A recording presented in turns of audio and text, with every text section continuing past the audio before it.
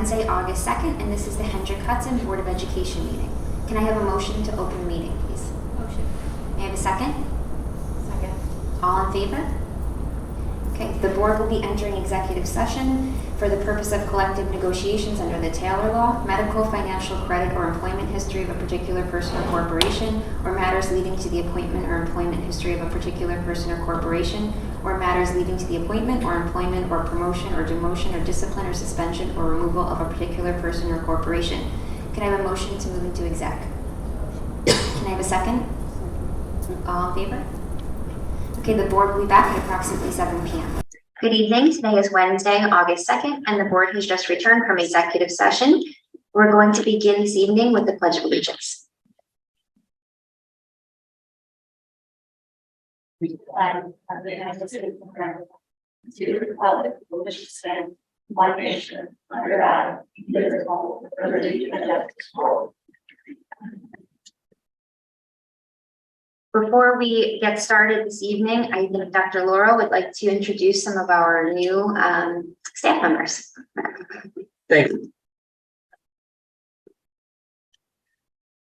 Let me first say welcome to both of the two new employees and introduce Aaron Kleinman first, who is also is our Director of Guidance Services. He comes from us to us from his experiences are lengthy, but the latest one is from Mayapack. But welcome, and I'm going to ask each of them to say a few words. So Aaron, would you like to just introduce yourself to the board and say a few things? Sure. So good evening, everyone. It's great to be here. Very excited to be starting here at Hendrick Hudson. Look forward to working with the counselors and creating just an atmosphere of working with the students, faculty, and the community, and bringing apart some information and programs to our guidance department and to the community. So I'm very, very excited to be here and look forward to working on tenure here at Hendrick Hudson.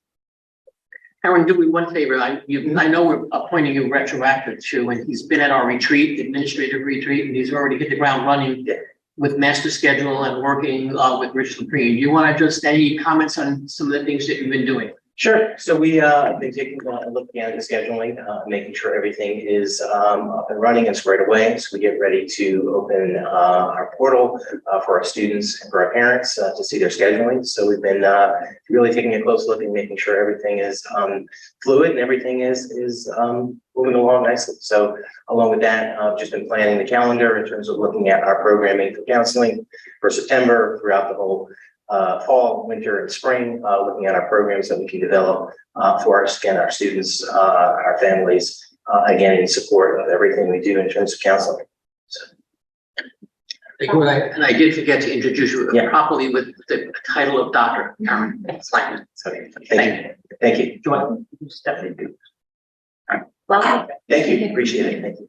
And second, thank you. Our second person is Josh Thompson. Josh comes to us from Putnam Northern Westchester BOCES, his new position. He's taken our replacement with from Karen Hoffman, who many of you know for years have been here. So we welcome Josh. And Josh, why don't you give us a little bit of your background? I think they'll understand more of the kinds of things you're capable of doing. So I'm the new communication specialist here in the district, and I have over 20 years of experience as a journalist. I've worked for the last few months in district communications and Somers and Carmel, and actually did a few stories here in Henhud during the spring. I just have a lot of experience as a journalist telling stories. So I'll be telling great stories from the district about the students and the teachers and the great programs, whether it's academic or athletic, and that are going on here in the district, and telling them in various different ways. Telling stories, written stories, or social media posts, or taking photos, and just kind of all things that communicate to the community, all the great things that are going on here in Henhud. Thank you, Josh. And you're both excused. Do not feel you have to stay. Thank you for both coming this evening. Yes, thank you.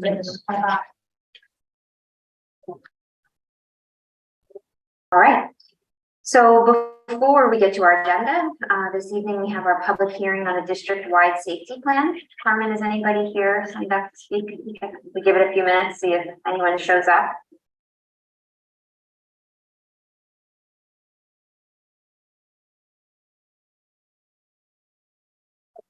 Yeah, I can see the, I mean, yeah, yeah, you can get our. So you introduce myself? All right, hi everyone, Dana Goyer. So I had a chance to look at the contract from the provider that is going to be setting up the monitoring, which is great. I was curious of where we are with soil testing, current baseline, and also a current feasibility study, if there is any issues right now that we should be aware of that we're planning to remediate in our respective areas of FGL and BV and the high school as pertaining to, this is safety. Yeah, I think we're. Different, Yes. but that is what I would love to know more about. So if the superintendent's going to be addressing that in a bit. That'd be great to hear. Yeah, and it's really simple, Dana. There are a couple of things. First, tonight, we voting on that contract. Yeah. That we mentioned about the monitoring device, which took us more than several months. I arrived on the scene early and got on it, I would say, early March. It took us another few weeks to get the $500,000 back, and the governor was nice enough to give it. And we were continuing to work, again, from my previous experiences working at the Lyric. I had contact with a lot of computer technology people and asked them to get up working on it. And in the end, we came out and involved a few community members as well as our building and grounds people, and arrived at this particular contract with Aspire, but the particular device by Comac, which is a monitoring device specifically for the radiation. Yeah. And particularly at power plants. I'm going to say this much because I'm supposed to be careful about what I say about it, but I will say this much. First of all, one thing is the size of the unit, so everybody knows, is no bigger than a ream of paper. We're putting 2 on each of the buildings. If there's a problem with one, with our monitoring system, we would know immediately, and there would be the backup of the second. Right. The likelihood of both going out at the same time is pretty slim, what I've been told. And we're repeating that same thing on each of our 5 of our school buildings. So there'll be BB, and up here at FGL, the high school, the middle school, and Furnace Woods. So, and if you know anything about radiation and how it travels, obviously BB would be the first one to go off. And however, God forbid it should happen, there would be other notifications. Heaven forbid that there should ever be all 5 of them going off at the same time. Yeah. So that's that piece. On the flip side, the other pieces, because of the construction work that's going on right now up at BV, we want literally the dust to settle and clean the place out, and then do the appropriate testing. So we're trying to do that all before the school year begins. And today we had a report on the progress of how that was going. And I think we still have a window to get a firm in there to do that. And we can work off of our local contracts with BOCES. All we had to add to that was the radiation piece. So the normal things like dust and environmental are all normal things that they would do. It was adding the other component. And we found that in searching around, there are a couple of places that have done it before, and we'll be able to do it. Okay. So, And you're going to keep the public apprised in those. Yes, meetings of we what's will. happening. Okay, definitely. that's it. Thank you. So we're back to our public hearing on the district-wide safety plan. I don't believe there's anyone else here to speak to the district safety plan. We can move on, yeah. Okay, we can move on now. Our next public hearing, no, just a public hearing. Our next public hearing is on our code of conduct. Is there anyone signed up? Okay, we have nobody currently signed up for the public hearing on the code of conduct, but we will give it a few minutes.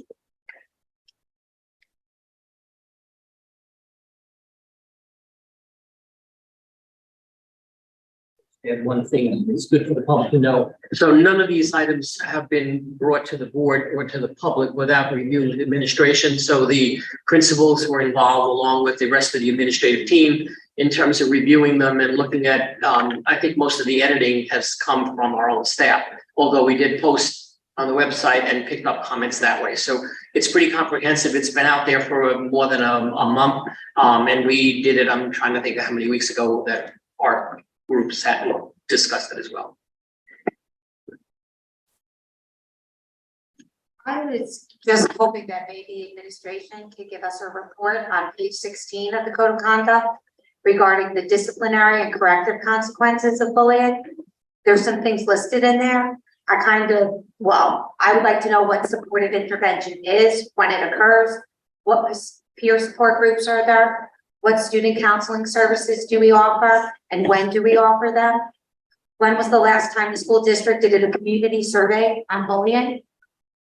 What staff development took place this year in regards to the prevention of bullying?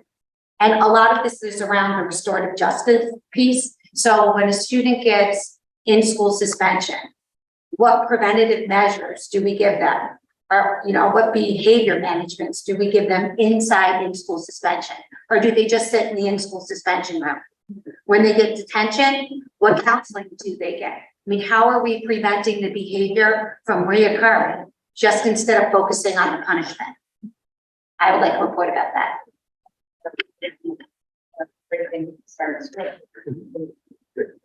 Cool, go back to that. All right, nobody's here to speak on the public hearing of the code of conduct, so we're going to close the public hearing and move on to our agenda for this evening. Can I have a motion to approve our agenda? Motion. Can I have a second? All in favor? Okay, we'll start with our audience comment section on agenda and non-agenda items. I think, Dana, you have another. Come on up. So I want to say for the record that, good, okay.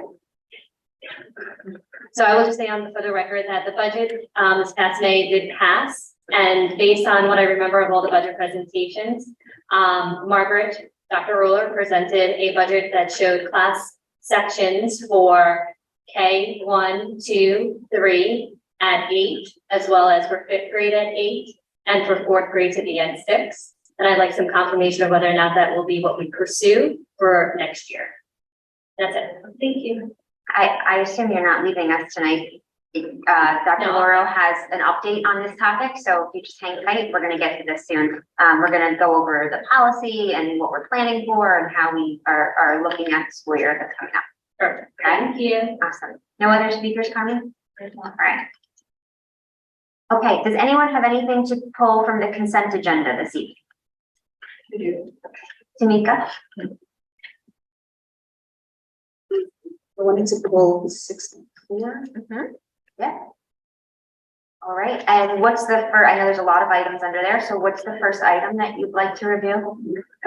There's 2 for the budget transfers for Okay. BOCES, and I just wanted to understand what that covered and understand what reimbursements we also get from them. Okay. Enrique, is that something that you can answer for Tamika and the board?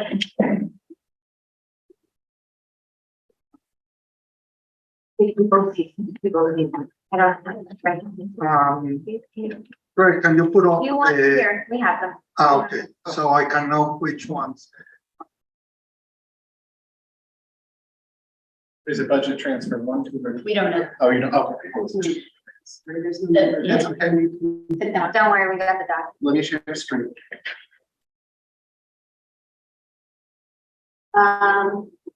Is that one of them? That's one of them. Yes, Okay. So let's talk about this first one.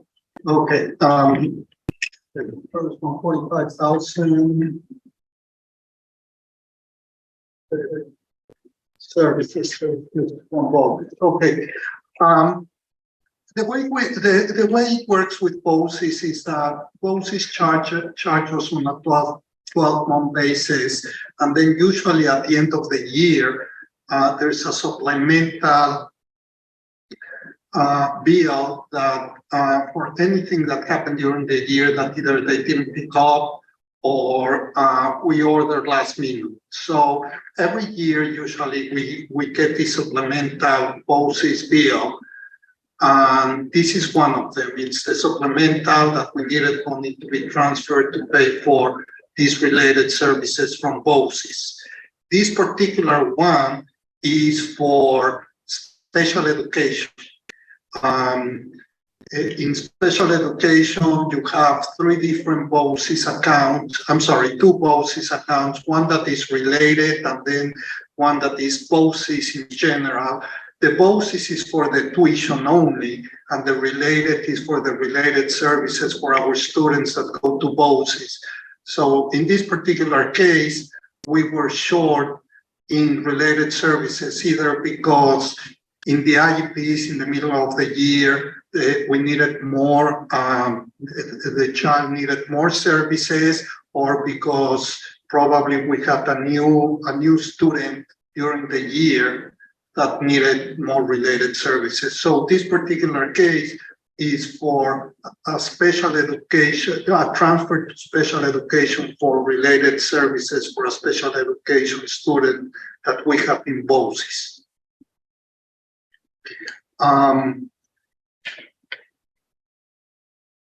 The second one, $141,000. That one. Not that one. That is the other, those is one. The other two are related to guidance and paper. Not this one. Yes, that one. Or, yes. Yeah, 141. Yeah.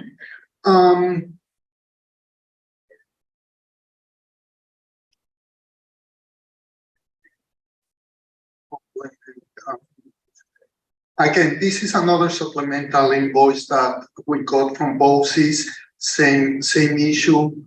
In this particular case, it was very likely additional students that we had in BOCES, and this was for the other account in BOCES, which is services from BOCES for special ed students that we sent to BOCES.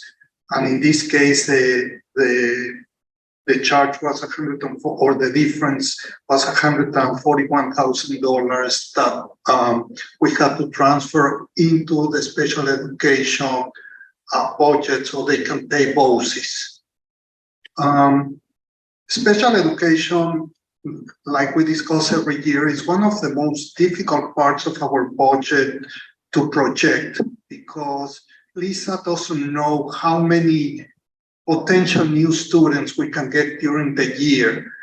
And if we get, she budgets for a potential of 1 or 2, but a year we might get even more. And the cost for each of these students can be in the hundreds of thousands. So very likely what happened this year is that we got new students that we had to send to BOCES, and in the supplemental, that's where they balance our account and say, okay, in September, you told me that you were going to have 10 students from your district, and each student, just to say something, to make it simple, was 100,000. So we bill you over the next 10 months $1 million. And then if in the middle of the year, you have additional students, they still only charging us the 100,000 per month. And then in the supplemental, either they send us money, or if in some cases the student leaves the district, in the supplemental, they will send us money back, or just charge it, credit it against a charge in other areas. But in this particular case, I can assume that is because we had new students going to BOCES. So if you add more than new students, BOCES doesn't change the monthly draw that they expect from you. They keep it consistent for the year, and then at the end of the year, either give you back or ask you for the delta, whichever it is.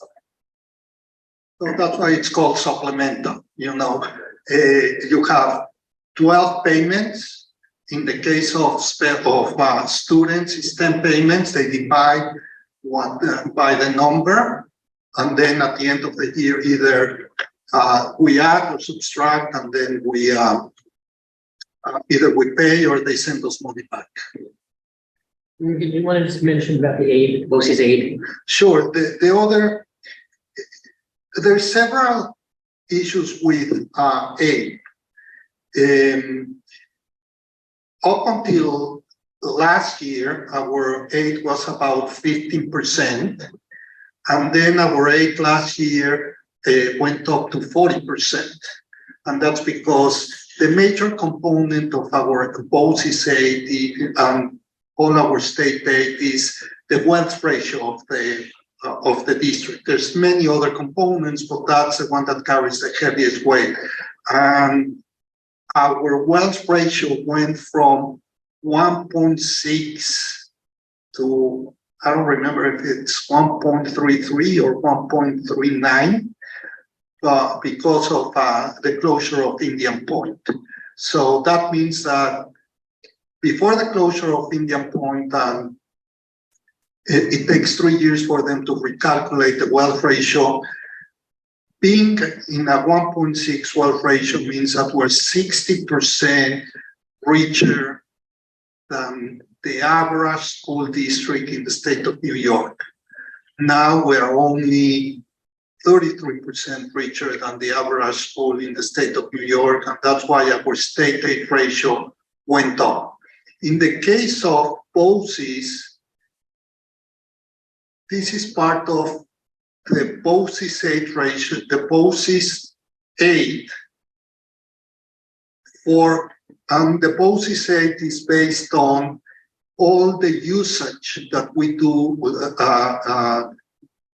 that we use from BOCES accounts. So in this case, for example, our BOCES aid is about 40%. We will get the following year 40% of this amount in BOCES aid. We expect BOCES aid to continue to go up because in the past, the director of technologies did not like to use BOCES, and now Benita likes it very much. So we're spending a lot more money with BOCES in technology, plus everything else that we've been using in the past. So going forward, you should see a greater BOCES aid in our revenues for the next year going forward.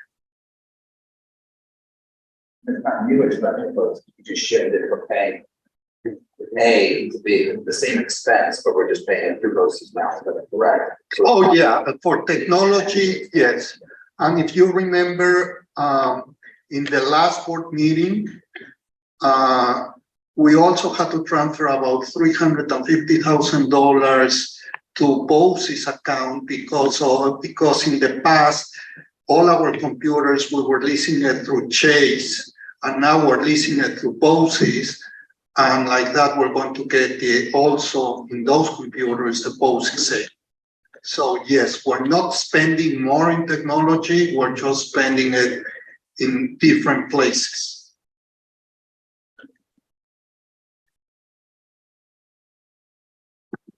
Thank you. Tamika, I think there's one more. Yeah, the last one I have is just a corrective action plan. I just wanted to understand, I guess there's comments and there's response with dates that are dated prior to today that are action items. And I just want to know if those were completed or already been reviewed and assessed as yet. Yes. We completed a CAP 8 months ago, like we do it every year.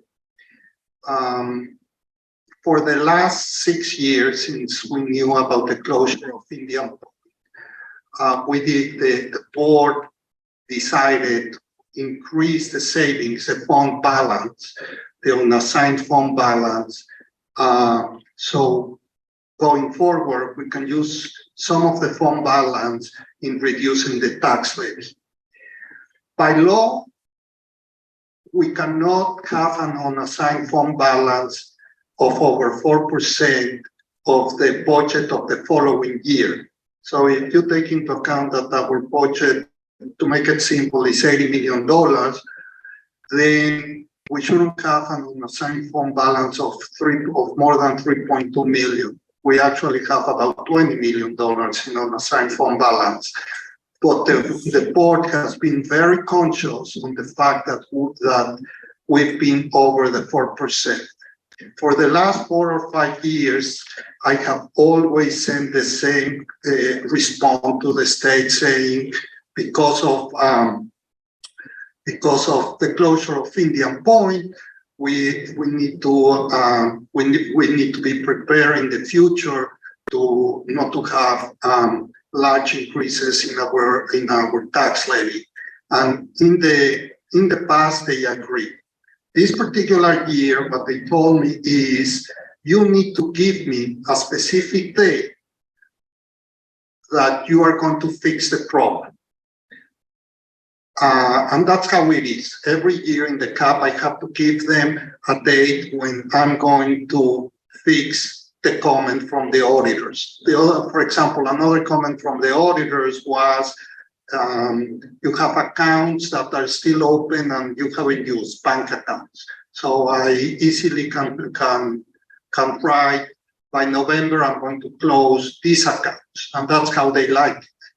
So in this particular case, I told them, I cannot give you a date. And if I give you a date, it's going to be 7 or 8 years on the road, because that's when I'm going to start drawing down on my fund balance. So they told me that based on the law, then I have to say that I don't agree with the comment, but I need to let know the board that I'm not agreeing with the comment and the board has to approve it. So that's why we're here approving this this new cap, because that's the way the state wants us to do it. So I think the question is, the dates that you have that are in this, they're all previous to today. So are those responses, have they all been satisfied? Yes. Okay, so you.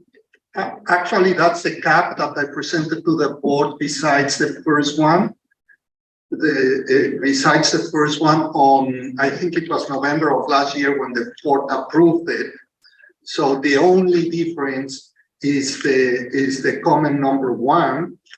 The rest is the same, and the rest, everything has everything was done as it was said in this in the response. For example, the special purpose fund inactive accounts, we closed those accounts way before January of this year. All of that's done, it's only one that is. And I guess, are there any consequences to going over the percentage that we're allowed to keep? Not really. Actually, we discussed, that was a discussion even with the state controller. Actually, I bought the state controller's report that they did for the district in July of 2019 because of the issue with Indian Point.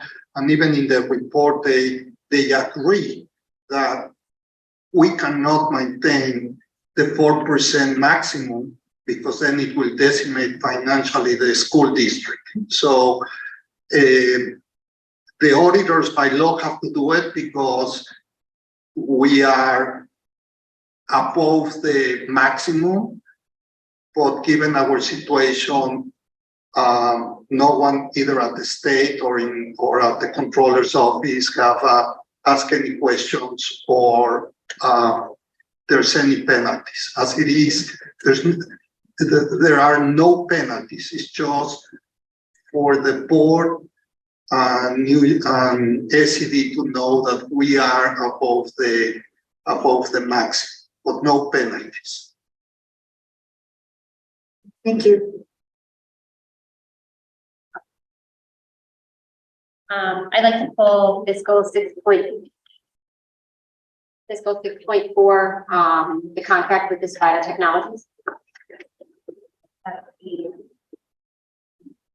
Do you have a specific question? Yeah, I just have a specific question actually for Dennis.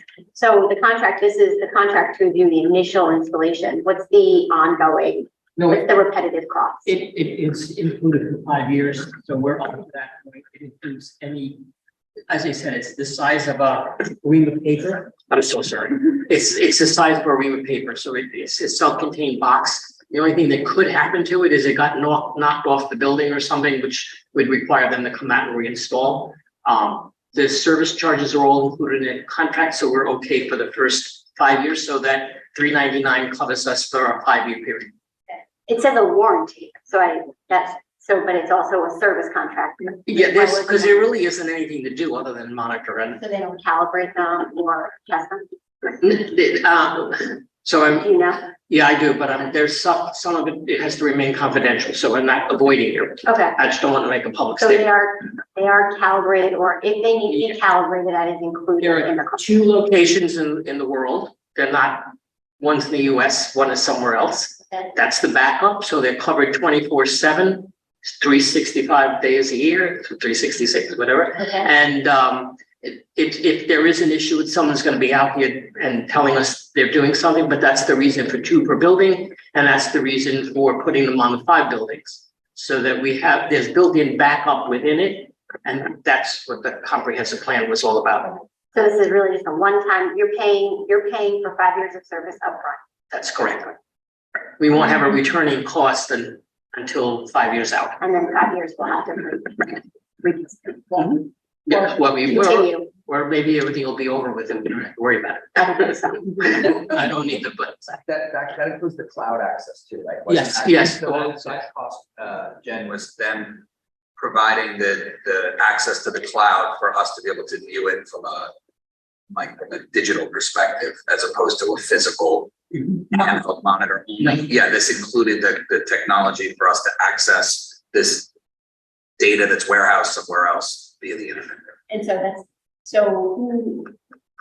so I see we have local ones, and then there's some sort of, you have ones that are installed, and then it looks like you have some sort of handheld right, so device. our people will have it. Let me give you an example. The one I remembered from the explanation that was given to us, which made sense, is if you saw something that it appeared that there was a problem, you could quickly go with the device and check. So for example, if 2 people had MRIs that day and walked by the device at the same time, it would probably set it off.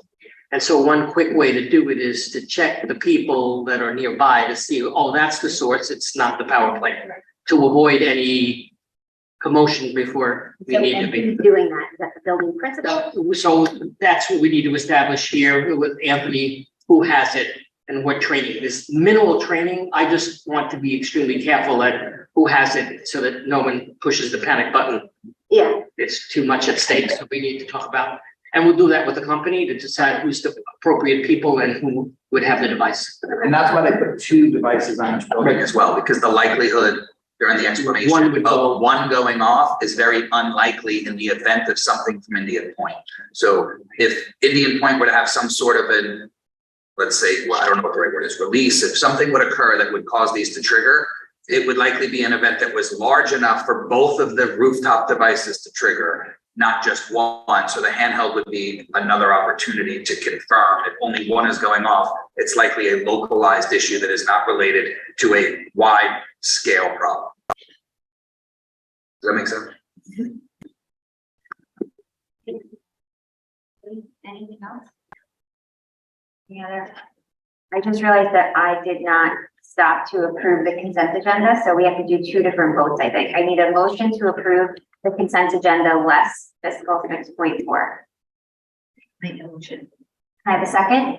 Is that all in favor? This table is terrible. I can't see anybody.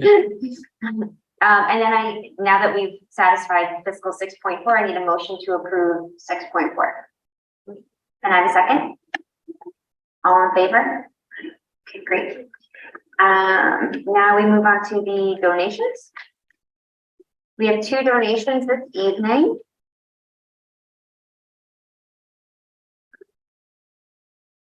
Very That's okay.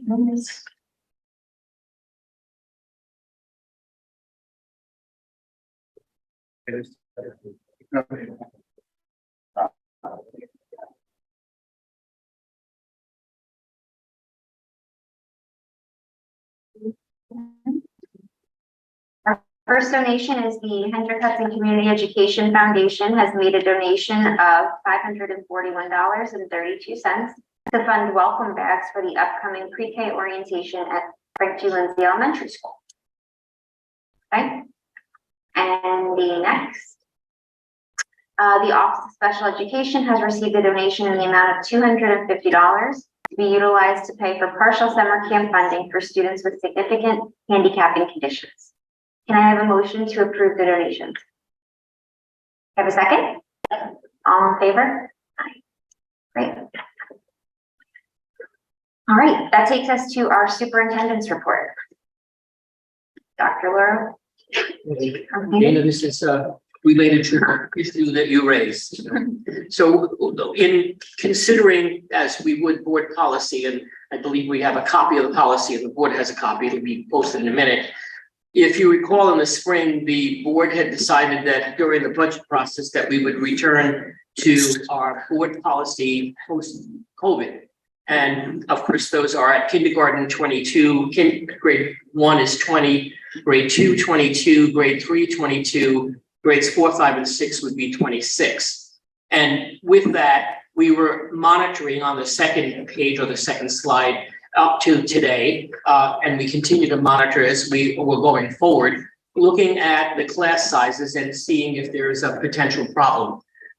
And what we began to realize, and I am recommending to the board, that we just simply, for two reasons. So let me first say this. The first reason being that we are aware that it's still post-COVID, but the students in grades 3 and 4 and 5 were affected by how their schooling went and missing time at school and the likelihood of that showing a gap either in their educational program in terms of achievement, and also the social emotional needs of those students became more prevalent. Two things that we were trying to do in addressing that was one, there's a funding source called Recov, which we're already in the midst of doing it. It's a rather large funding source from leftover COVID funds from the federal government to the state, and then the state dispensing them to the districts on a competitive level. So I know it's competitive, but it's matching funds. When we sat down to do it before, what I'm going to say in a minute, we were up to about $1.5 million. And then when we looked at it and we began to feel more comfortable with the process, and then my monitoring of this and my recommendation to the board would be to add one position at BV in grade 3, one section at Furnace Woods grade 4, and one section at grade 5, because they're all at the brink and the cusp. So do we want to sit around and wait, or do we just bite the bullet now and say, take it? I did that because in the screening of and seeing finalists for the grade 2 position that we had a while back, we did about 3 weeks ago, I was extremely impressed with all 3 of the finalists. And I said to Margaret, let's hold, this is my priority, but let's take a look at, and I'm prepared now to say, let's move ahead with seeing if they're still available, which we got a call today saying they are. So it's not a matter of how do we do this. We can do this rather quickly with board approval to keep those numbers back down, more in keeping with what existed before at the K1-2 levels.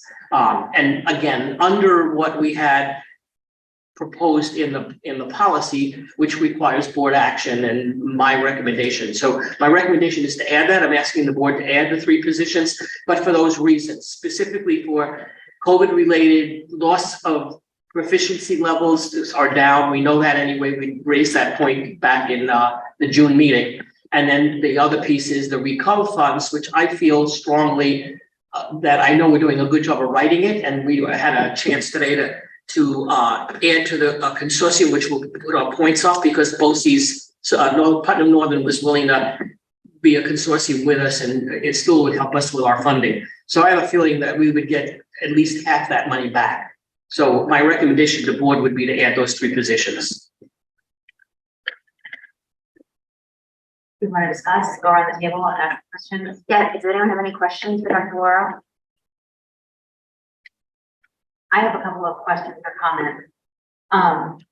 So I fully support this, and I personally, and I understand why we're doing it.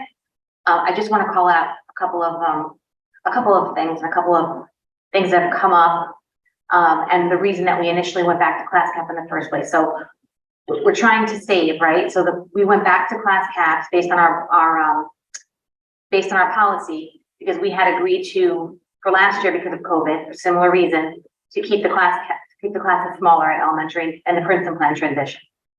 But the ultimate goal of Princeton plan and what the community, you know, that is pro Princeton plan has to understand is that this is going to happen every year. This could happen every year.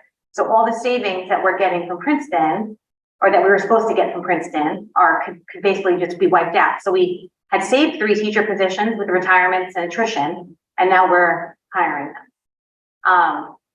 I think, listen, it happened. I just want to point out that this was the reason that we moved to this plan, because it was happening in our 3 individual community school buildings.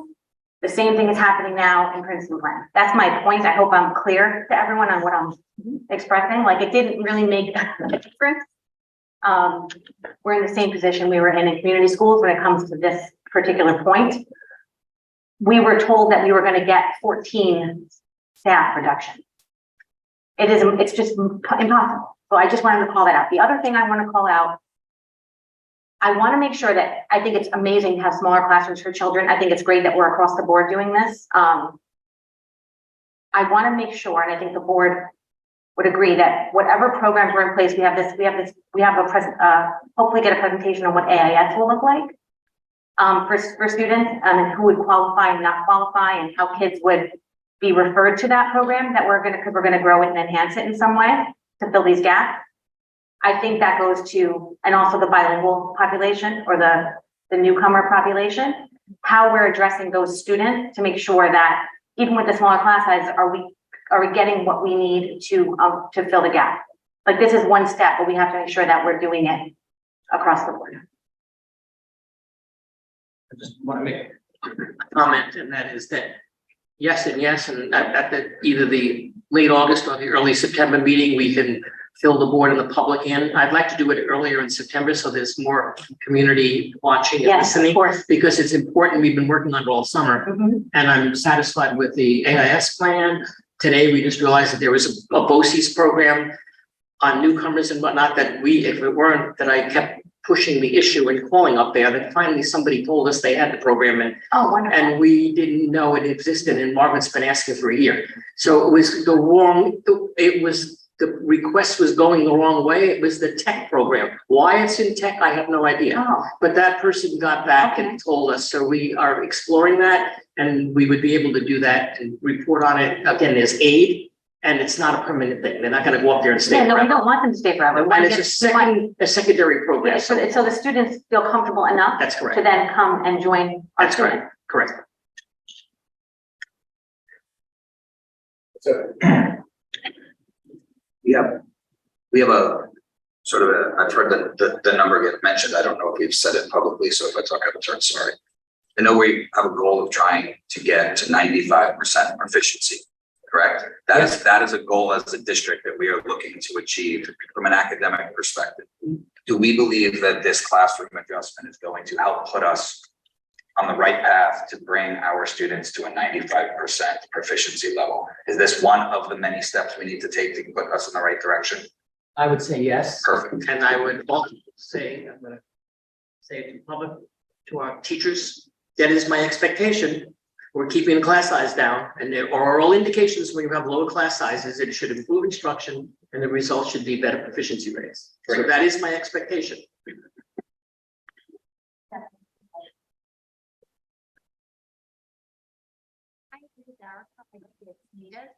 But I also know from going to that education conference that COVID money is running out. I know we have the RECOVS grant and that money is available. We had small class sizes this year. What did our test scores show? So now we have last year's test scores, and we can compare them with these small numbers to next year's test scores. Are we going to get to that 95% rate? Or do we need to look at something else to get to these kids to 95%?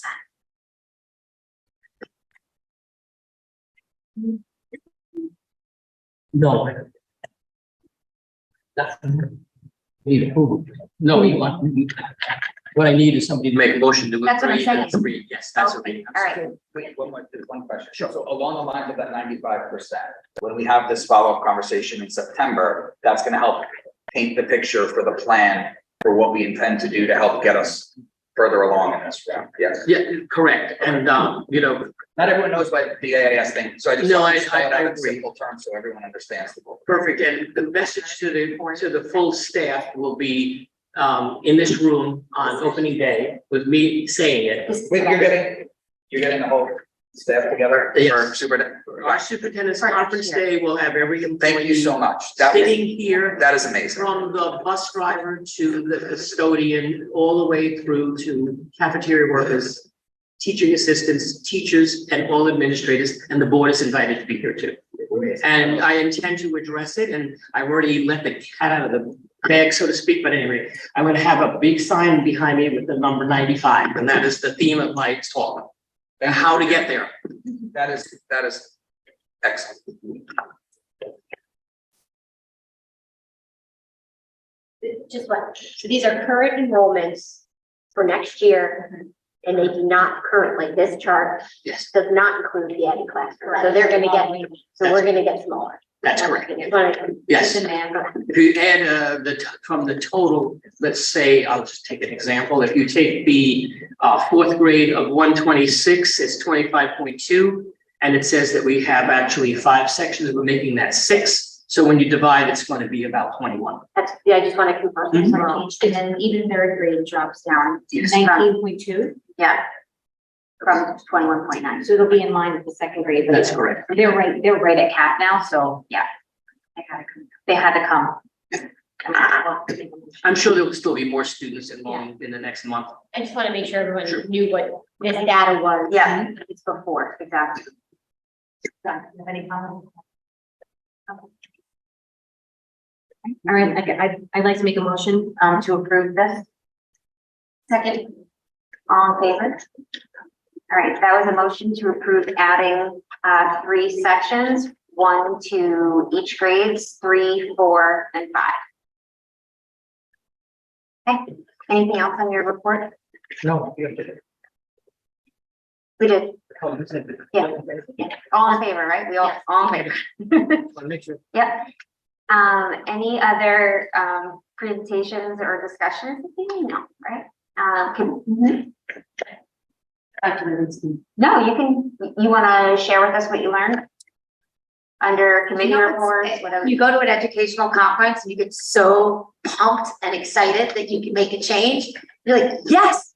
So yeah, I have so many notes and I'm gonna try to keep it really simple because I think it's good for all of us to hear and for the community to hear. So the opening day of the conference, leadership and learning. It was in Albany, and the first day, Dr. Betty Rosa, the Commissioner of Education, spoke. And she spoke about graduation requirements. And she talked about how do we prepare our students for the future that some of us cannot imagine? What kind of skills do they need? And they really were hitting home about CTE, career development and occupational studies, pathways to graduation, and work-based learning pathways to graduation. She talked about how civic awareness and participation are critical skills that are needed. The foundational skills to know the difference between misinformation and the kind of info they need to make decisions, the students. And the comment that she made that really hit me is, and remember, she's talking to a bunch of Board of Ed members from all over New York. Do not define success in what we think is successful, because we're all up here. And I might think for my son, 100 is successful. Someone else might think a 75 or an 80 is successful, or you need AP courses, or you need to work. So I think we all have to be cognizant of that when we're making policies, not to make cookie cutter policies on what we think a student who is successful looks like. She talked about the Blue Ribbon Commission that meets and how they're redoing graduation requirements. There's a lot about that. The state is going to be sending their report, or the Blue Ribbon Commission will be giving that report to the state in November and making recommendations for districts. But what I really got out of it is students were part of this commission, and the students in New York State, their big takeaway for graduation requirements that they wanted Board of Ed members to know is that dissonance that is in society impacts their ability to learn. So all this conflict that goes around them interrupts their learning. And I think we really need to hear that. Second thing, they don't want to just sit in a classroom. They want opportunities outside of the school day, outside of the classroom to learn. They want internships, work-based learning. They want options. Then I did a whole learning loss by COVID workshop. And it's funny because they had two districts there. One small district that was super wealthy and one large district that was not wealthy. And both of them compared, and the state is now judging you based on the improvements you made. What they did, and they had a lot of improvements to address learning loss.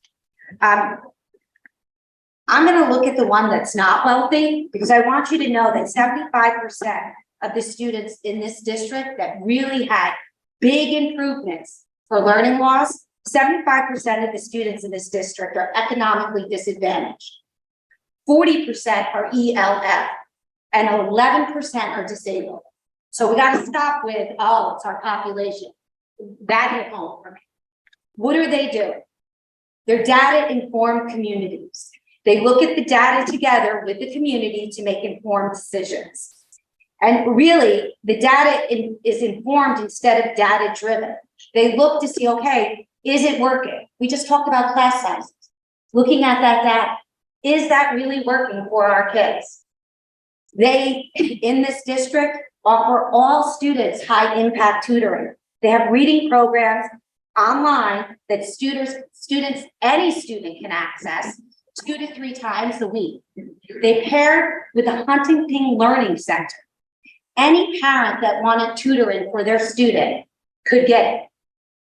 I mean, it really, they blew me away because they improved their graduation by 50%, the graduation rate.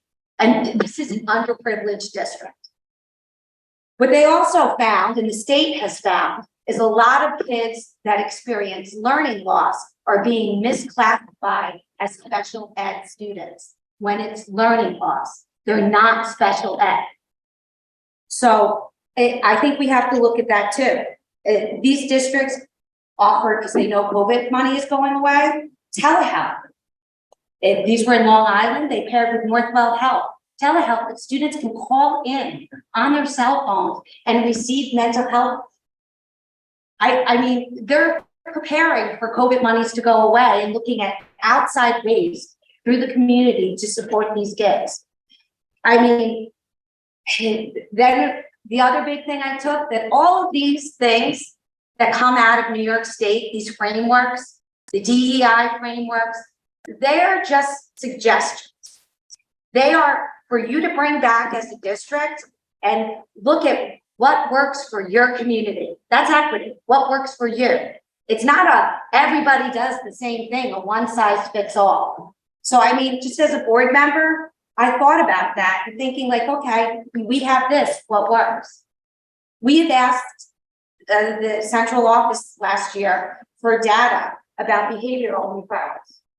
Funny, they had a whole piece about restorative justice. And what the state has found is it's disproportionate. Black and brown students and Hispanic students receive in-school suspension and out-of-school suspension more.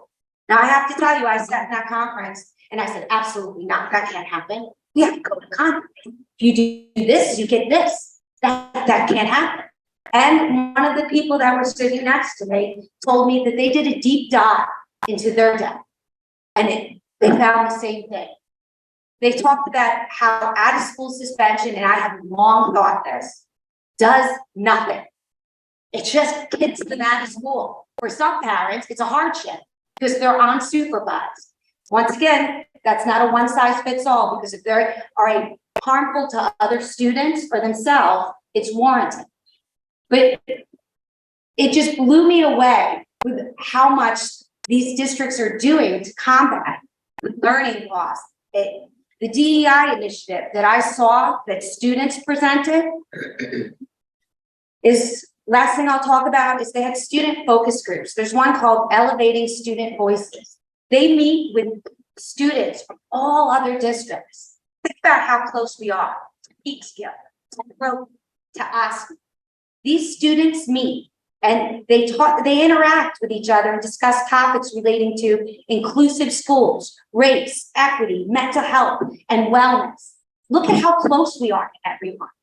I mean, I have to tell you, I've been going on, I've made some connections and looking at the DEI initiatives in these school districts that are impacting students positively. And I just really think that we have a chance here to look at data this year from a different lens, not so focused just on elementary school, on the whole district with the community to really make an impact. Okay, I'm pumped. Thank you. I'm glad you're back. That would not have been as good of a recap. Does anybody have any committee reports? Well, just for clarification, because. Today, the facilities committee met. We just went over some outstanding issues that we wanted to clean up from last year. And then also we talked about a look ahead for next year. The board is doing our annual school visits this year in the end of August. And then after that, the facilities will reconvene and make sure that we give the feedback to the central office and that we also just discuss going further what we would like to see. And then hopefully in the fall, we'll have an update on EPC. We'll probably be the next one. And then on the VCS, we'll probably be later after that. I just wanted to mention that we had our board retreat. That was 2 weeks ago. We talked about some operational things and, you know, got to know each other better, learned about the rules and regulations of being a board member, what makes a good board member, how we'll communicate. So we've all operational stuff, but we also talked a little bit about our goals and where we will be presenting them to the public and having a more public conversation about them to decide about them. Probably early in September is my guess, or we'll do that. Anything else that we want to? Just that you were good on the play. Policies? Yeah, it's worth mentioning. It's how many now? Numerous. Our policy list right now that we have to look at and either revise or adjust is around 20. And we have to revise, adjust, or retire policy. But we also have, we all have great ideas of what policy we might want to bring forward. So that's all coming down the pike. I would, the public, just to give you a heads up here, there will probably be some kind of policy at every, not work session, every board meeting. We probably won't bring policies to the boards. The school year of fixing and revising and retiring and bringing in the policy. Yeah. All right, can I have a motion to close the meeting? Have a second? All in favor?